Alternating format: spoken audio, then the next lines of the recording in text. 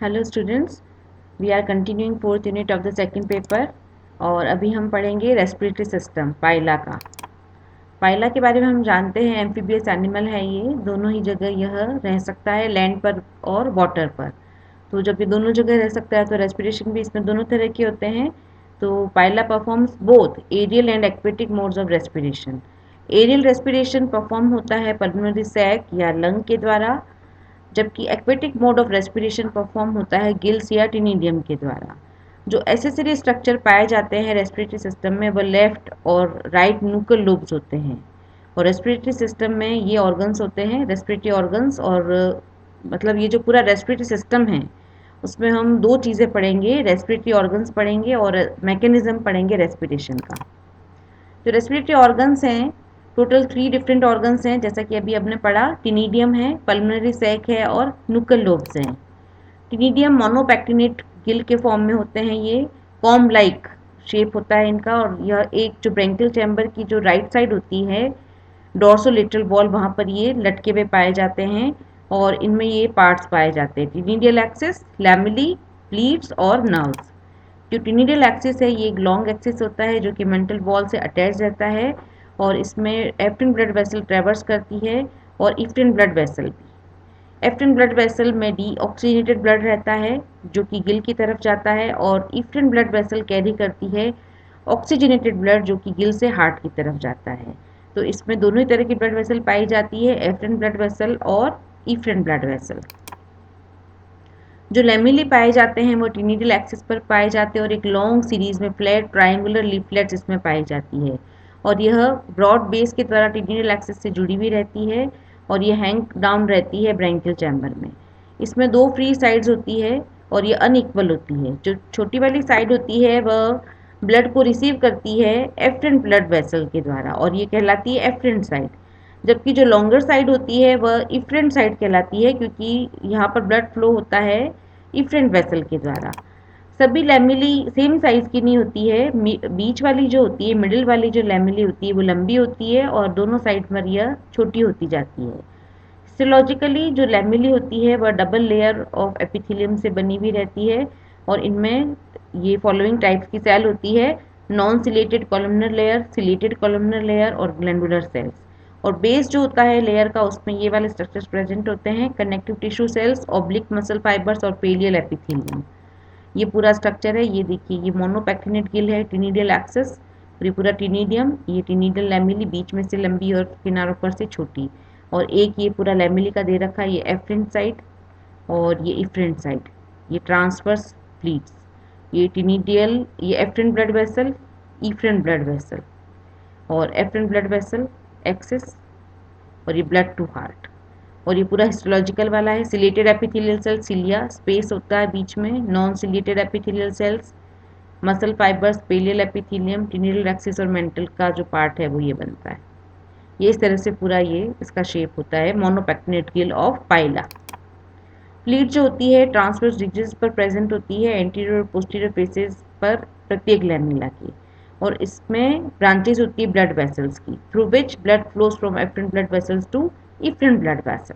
Nerve जो होती है पूरी टिनिडियम को इनर्वेट करती है from the left pleural and supra intestinal ganglia. और ये जो नर्व सप्लाई है वो इंडिकेट करती है कि एक्चुअली ये लेफ्ट साइड के ऑर्गन है जो कि शिफ्ट हो गए हैं राइट साइड में जब डेवलपमेंट होता है। टॉर्शन पाया जाता है इसमें। टॉर्शन यानी जब एम्ब्रियोनिक स्टेज होती है तब ये पूरा मुड़ जाता है एनिमल, तो इसलिए इसमें जो ऑर्गन्स है वो उनकी जो पोजीशन है वो चेंज हो जाती है। पल्मोनरी सैक जो होता है बैग लाइक स्ट्रक्चर होता है जो कि मेंटल वॉल से डेवलप होता है। यह हैंग करता है मेंटल कैविटी में पाए जाने वाले पल्मोनरी चैम्बर में। पल्मोनरी सैक ओपन होता है पल्मोनरी चैम्बर में पल्मोनरी अपर्चर के द्वारा। और ये जो पल्मोनरी अपर्चर है वह बड़ा और ऑब्लिक होता है। जो वॉल होती है पल्मोनरी चैम्बर की वो मस्कुलर और हाईली वेस्कुलर होती है और इसमें ब्लड स्पेसिस पाई जाती है पूरे पूरे स्ट्रक्चर में। डॉर्सल वॉल जो होती है पल्मोनरी चैम्बर की वो पिगमेंटेड होती है, वेंट्रल वॉल क्रीमी वाइट होती है। जो न्यूकल लोब होते हैं वो हाईली कॉन्ट्रेक्टाइल होते हैं। ये स्ट्रक्चर होते हैं मेंटल के, ये जो दोनों साइड होती है हेड की वहाँ पर एक एक पाए जाते हैं। दोनों ही न्यूक्लियर लोब में एक sort of drain for entry and exit of water out of mantle cavity, मतलब ये पाया जाता है इसमें, यहाँ से वाटर एंटर भी कर सकता है और एग्जिट भी हो सकता है।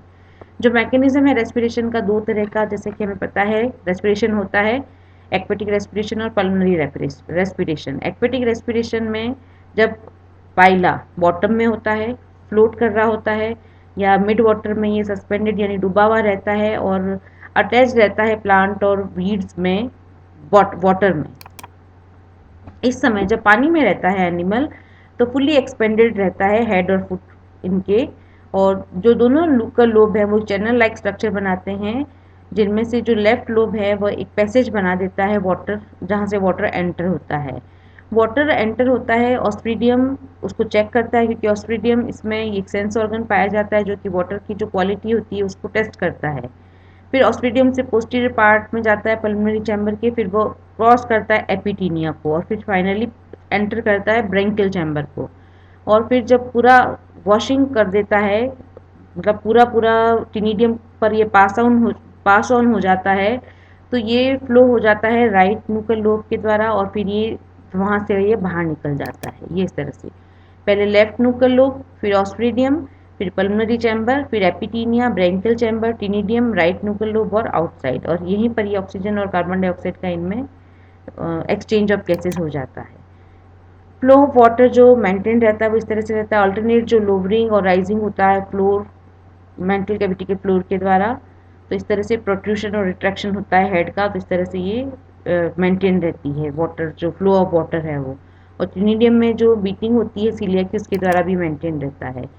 पल्मोनरी रेस्पिरेशन को एरियल मोड ऑफ रेस्पिरेशन भी कहा जाता है। इस प्रकार का रेस्पिरेशन तब होता है जब पानी के बाहर होता है एनिमल लैंड पर, जब पानी में होता है तो यह वाटर सरफेस के नज़दीक आ जाता है और फिर इसका जो लेफ्ट न्यूकल लोब है वो ऊपर की तरफ आ जाता है और एक ट्यूब लाइक स्ट्रक्चर बनाता है जिसे साइफन कहते हैं।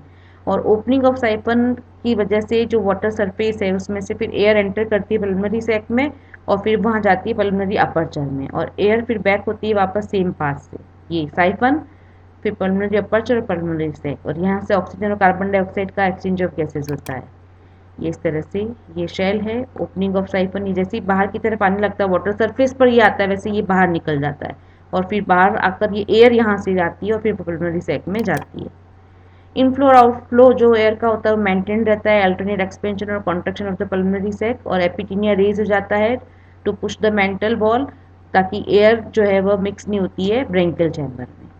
और कई बार क्या होता है वाटर सरफेस जब क्लियर होता है तो जो साइफन की जो मार्जिन है वो चौड़ी हो जाती है और एक फनल की तरह काम करती है, जिससे जो स्नेल की जो पोजीशन है उसको अपनी पोजीशन को मेंटेन करने में वो आसानी रहती है। और इस तरह से जो पल्मोनरी सैक है उसमें ब्लड वेसल्स और साइनसेस पाए जाते हैं जो कि ऑक्सीजन को ले लेते हैं और कार्बन डाइऑक्साइड को बाहर की तरफ निकाल लेते हैं। ये डायग्राम है इनके, ये left nuchal loop, right nuchal loop, ये हेड, ये वाटर करंट, ऑस्ट्रिडियम जो वाटर का जो केमिकल नेचर उसको टेस्ट करता है, पल्मोनरी चैम्बर, ये है एपिटीनिया, ये दोनों को सेपरेट रखता है ब्रेंकियल और पल्मोनरी चैम्बर को, ये ब्रेंकियल चैम्बर, फिर यहाँ से वाटर एपिटीनिया को पूरा पूरा भिगोते हुए फिर चला जाता है, वाटर करंट बाहर चली जाती है और यहीं पर एक्सचेंज ऑफ गैसेज हो जाता है। ये ऑरिकल और वेंट्रिकल है, इस तरह से ये जैसे सरफेस की तरफ आया या लैंड पर आया तो एयर करंट से साइफन के थ्रू एयर जाएगी पल्मोनरी चैम्बर में, फिर वही एक्सचेंज ऑफ गैसेज होगा यहाँ पर इस तरह से, ये ऑरिकल और वेंट्रिकल। तो इस तरह से जब भी ये स्नेल ट्रेवल करता है लैंड पर तब ये इस प्रकार का रेस्पिरेशन होता है लंग्स वाला, जिसमें वाटर मतलब एपिटीनिया का या टिनिडियम का जो है वो रोल नहीं होता उस समय। तो इस तरह से ये ड्यूअल मोड ऑफ रेस्पिरेशन पाया जाता है पाइला में, और मुझे लगता है समझ में आ गया होगा आपको। अगर फिर भी नहीं आया है समझ में तो आप जो मैंने आपको पीडीएफ भेजा है वो आप पढ़ें, फिर भी कोई दिक्कत है तो आप मुझे पूछ सकते हैं कभी भी। Thank you.